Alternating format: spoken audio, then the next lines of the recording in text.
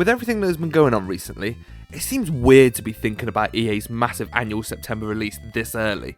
It's usually around the time of E3 in June where we first begin getting drip-fed information about what we can expect from the next instalment of FIFA. But with E3 not happening this year, and the real-life football season and the Euros being completely postponed, how does this affect EA's normal schedule? The entire reason FIFA is released in September every year, well, besides it being perfect timing for Christmas, is that it lines up perfectly with the beginning of both the Premier League and EFL seasons, which both begin in late August.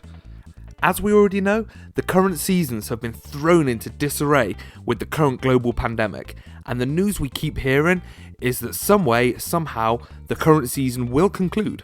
The most likely solution is that the games will be played behind closed doors sometime in the summer, meaning the likelihood of the 2020-21 season, starting in August as usual, does not look good.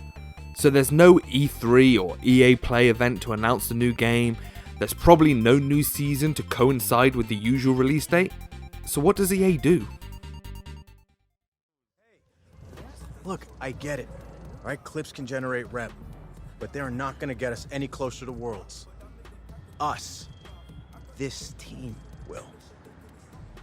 Let's go. Any suggestions made here need to be taken with a pinch of salt, as this pandemic is affecting everyone, including the developers at EA. With that being said, I'm going to look for the silver lining in this situation. The main issue with annualized games is always the same. Players will often complain that the developers don't have enough time to make big improvements that justify another £50 price tag, and FIFA is definitely no exception to this. So with everything on the planet being either delayed or cancelled, why not FIFA? Look, hear me out. Not only is this an unconventional year with the seasons being all messed up, but we also have next-gen consoles on the way. What better time for EA to turn around and say FIFA 21 just won't be happening, but FIFA 22 will be back with massive new features and a complete new game engine with brand new consoles in mind. With everything that is going on, and the fact a massive overhaul is something which fans crave, I really couldn't imagine there being much backlash from the fanbase. Hell, if anything, I think most of us would support it. Come on, Jay. Who's better than us? PSG? And you all sound like every street team I have ever played with. You need to earn a rep in this game.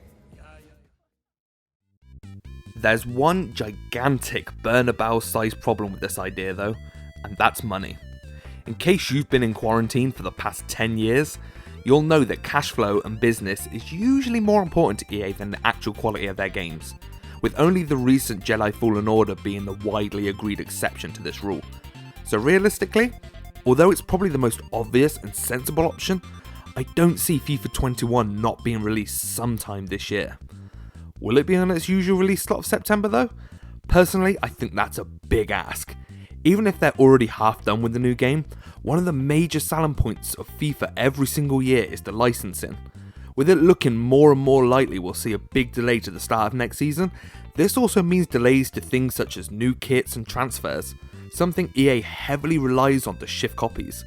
Plus, if there's no football in September, the hype around a new FIFA game definitely won't be the same as usual. Basically, it all comes down to what the Premier League and EFL decide to do. EA will likely just follow suit.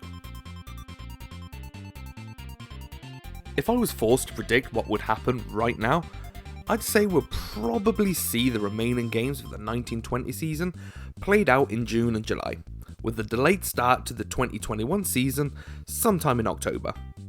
And EA will just simply delay their game until then, lining up perfectly with both the new season and the new console releases. In an ideal world though, EA would step away from FIFA 21, just update FIFA 20 with new kits and transfers whenever that comes, and focus on making their best game to date with FIFA 22. But that's not going to happen. But hey, a man can dream, right?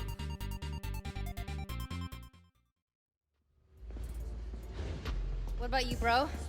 Anything to say? Let's go show the world what we're about. Thank you.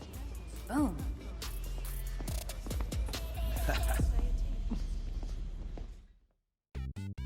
thank you for watching. What do you think is going to happen with FIFA? Surely we're going to get a FIFA 21, right? But if so, when? Let me know your thoughts in the comments below. And as always, make sure to check out all our other videos right here on Respawning's YouTube channel. And for all the latest news and reviews, make sure to check out respawning.co.uk. We also have a Patreon page at patreon.com/respawning and podcast by just searching Respawning on any popular podcast service. I've been Mikey, thank you for watching, and I'll catch you next time.